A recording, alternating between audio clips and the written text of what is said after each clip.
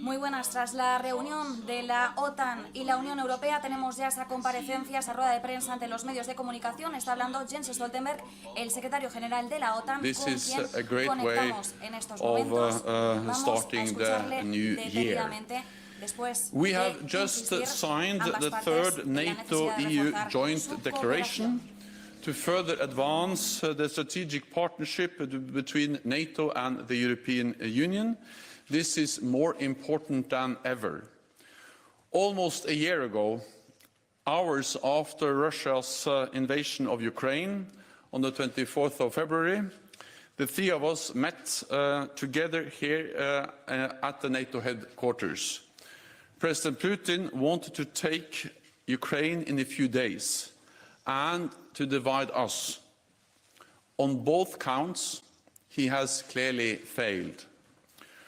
Russian troops have been pushed back by the brave Ukrainian forces, and NATO and the European Union have stood united in support of Ukraine.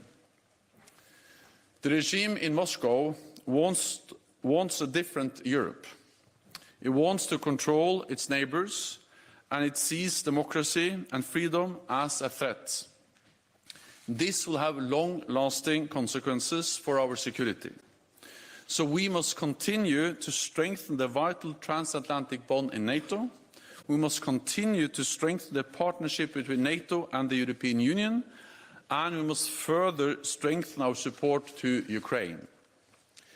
In the world of growing strategic competition, authoritarian actors challenge our interests, values and democratic principles through military, but also political, economic and technological means. China's growing assertiveness and policies present challenges that we need to address. Persistent conflict and instability in our neighbourhood undermine our security and provide fertile ground for both strategic competitors and terrorist groups. Our declaration makes clear that NATO remains the foundation of our collective defence and remains essential for Euro-Atlantic security. It also recognises the value of a more capable European defence that contributes positively to our security and is complementary to and interoperable with NATO. Today's declaration builds on the previous two from 2016 and 2018. Based on these declarations, we have developed concrete actions and we have reached unprecedented progress in our cooperation.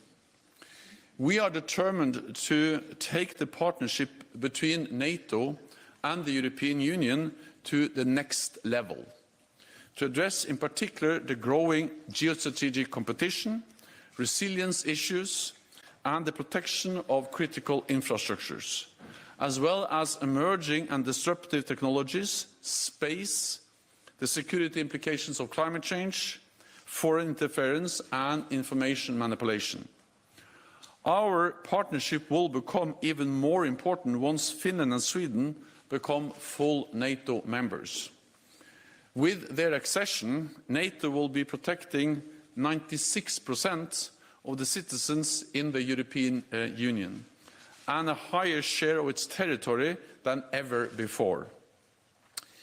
We encourage the fullest possible involvement of the NATO allies that are not members of the EU in its initiatives.